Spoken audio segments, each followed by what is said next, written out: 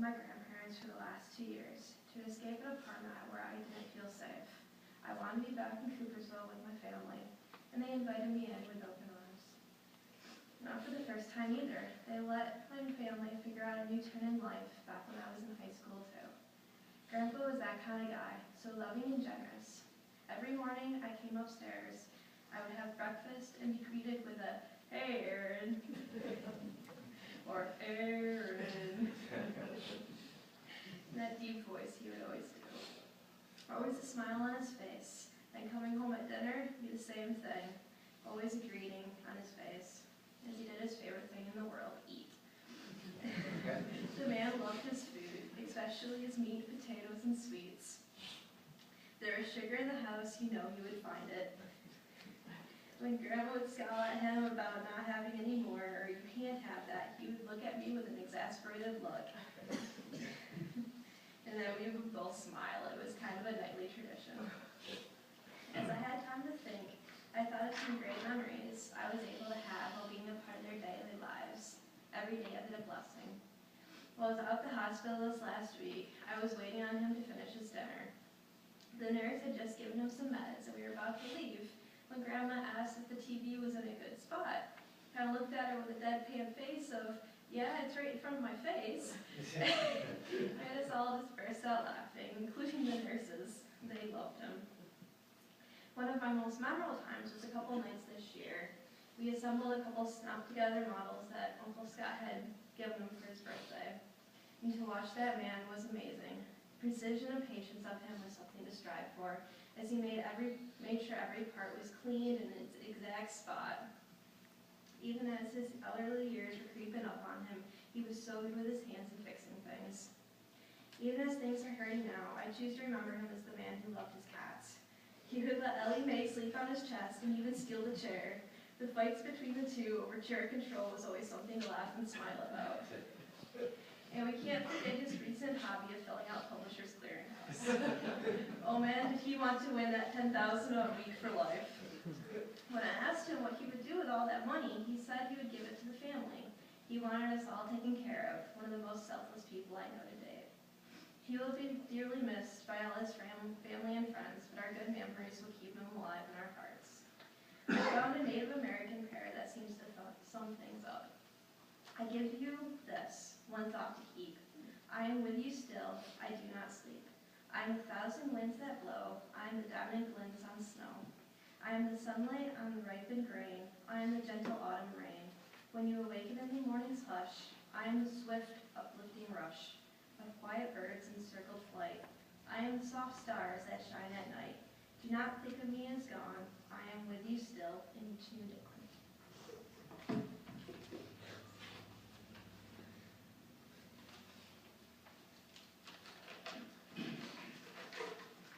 There's no way I can top that.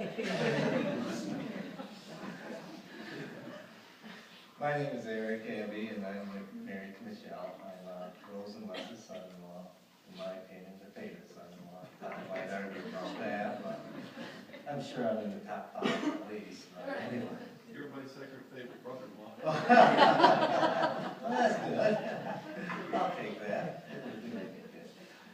First of all, I want everyone to know how honored I am and blessed to be part of this family. I'm very thankful that I can share a few of my thoughts about Les and what it meant to me today. I think back about 14 years ago when I met Les and Rose. I was dating Michelle, probably our 3rd date maybe. She had invited me to Thanksgiving with the family. When I thought family, a couple people here and there. I didn't realize we were going to the Randall house with a whole crew like this. Hey, Terry and Isabel welcomed me in, and I was nervous. I was nervous, even more nervous than I am right now. I think all of the guys that are here kind of relate to that. You're going to go see the person you're dating's father, and all you can picture is them sitting at the table with their shotgun, ready to say, "What's your intentions for my daughter?" and everything. And, well, I'll tell you, that was not the case. I'll tell you, I walked in there, met Rose, met Les, and Les greeted me, and I'll tell you, he had his smile. That smile just melted my heart.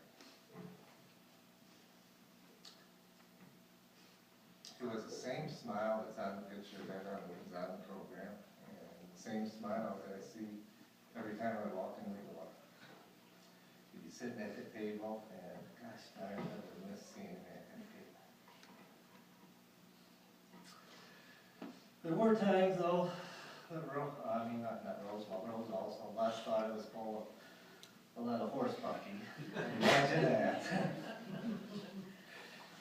He may have a different term for it, but I'll use horse bucking.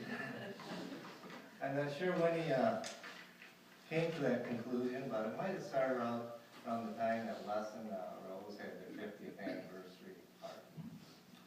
We had families had gotten together and planned it for several months and got dinners together and met for dinners. And I gotta say, Diane, Tim picked out the best places for dinner. Those were just the greatest places to be. And anyway, we arranged it, and so we put together the plan, and Michelle and I called up Rose and Les and said, hey, let's go to dinner for your 50th anniversary. We're going to go to someplace very special, very special. But before we go there, we're going to have to swing by the VFW hall.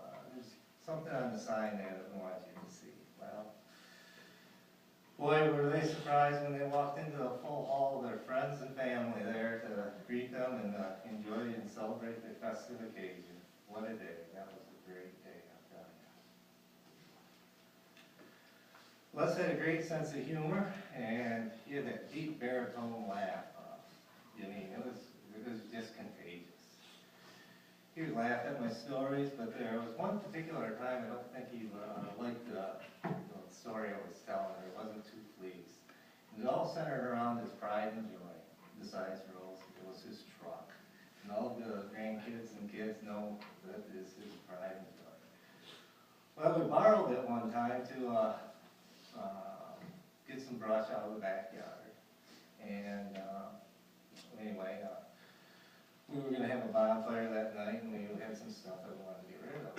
Anyway, those that know me, the Abbeys are cursed with this backup that we can't do. My sisters will attest to that. The body shops are real happy that we possess this trait because we don't know how to back up. So anyway, I'm sitting there backing up, and all of a sudden the truck kind of stops, and so I give it a little gas, and a little bit more gas, and it still won't go. Tim can relate to that. In the backyard, my tire's spinning in the grass. But anyway,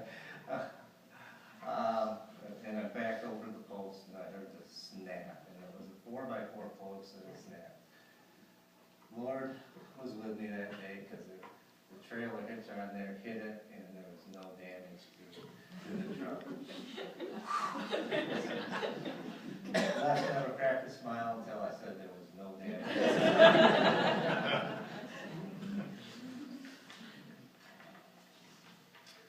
There was a little devious side of Les, too, that Aaron alluded to, and Pastor Carey's going to talk a little bit about, too. But she had mentioned how Les loved his food. He was diabetic, and Rose did whatever she could to watch his diet. But every family gathering, you knew he would con one of us kids or one of the grandkids to sneak him a plate of this or a plate of that. And it was always a time when Rose had her back turned. So and Aaron also mentioned how meticulous he was and everything else, and he was. He wouldn't jump into anything too fast either. I suppose his precision came from the many years of being a mechanic or a tool maker or what have you, but I always marveled at his precision. If you looked at his handwriting and the way he did his puzzle books, or even the way he ate his food, the T-bone steak, he was like a surgeon cutting the meat off of that when he was eating and what have you. And he didn't like rushing into anything. Being a man, you know how we are with when you get something that you need to assemble. Well, I remember him would always pull out those instructions, read them over and over and over again. I think the last one that I remember was the garage doors this summer. It was something else. So now, it takes an extraordinary person like that to have the willpower to not jump in like that. And Les was an extraordinary person. He was a great man. He was a great man. My father passed away 8 years ago, and Les filled a huge void in my life.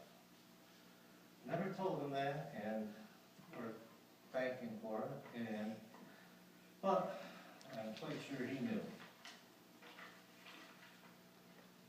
There are other things that certain about, and we can take comfort in. I know he's proud of his family, and he loved every one of us, especially his Rosie.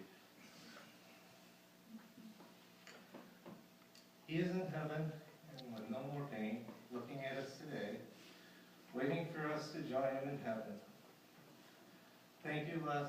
We're going to miss you, but we're coming to see you